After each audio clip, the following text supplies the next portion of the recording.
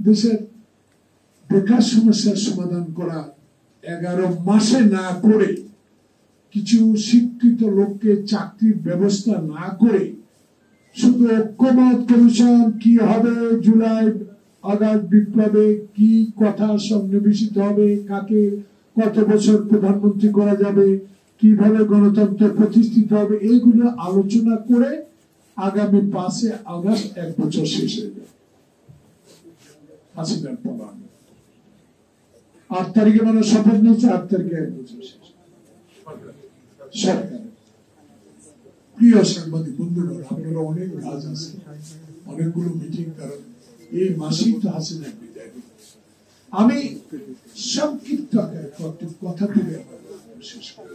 আমাদের উদ্দেশ্য এক, 27 থেকে 31 না স্পষ্ট 2020-22 থেকে উল্লেখ করা আছে।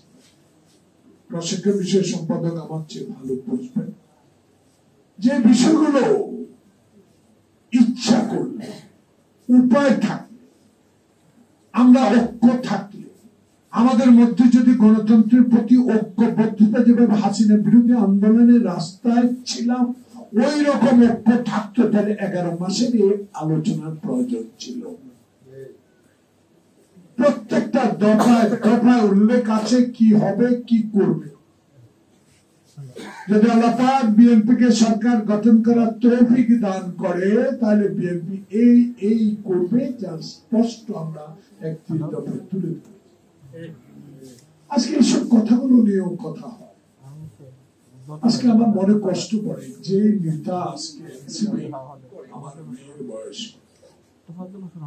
মাথা হাত বুলিয়ে ডক্টর ইউনূসের মতো গুণী ব্যক্তি হাত বুলিয়ে বলেছে বাংলাদেশের ভবিষ্যৎ তোমার খুবই ভালো।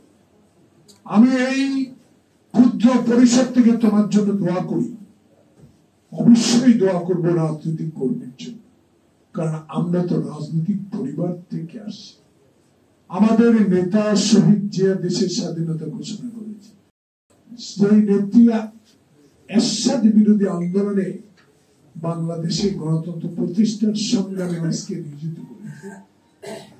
যেই স্বাধীনতার ঘোষক, যেই নেত্রীর সন্তান 16টি বছর দেশের বাইরে থেকে গণতন্ত্রের জন্য মোশাররফ এই আমাদের জামালদের মতো তরুণ প্রজন্মের নেতাদেরকে দিয়ে আন্দোলন সংগ্রামকে ত্বরান্বিত করে আপনাদেরকে সহায়তা করে হাসিনাকে বিদায় করেছে, সেই বিদায়ের ফল কি আজকে 11 মাসে আমরা পেয়েছি?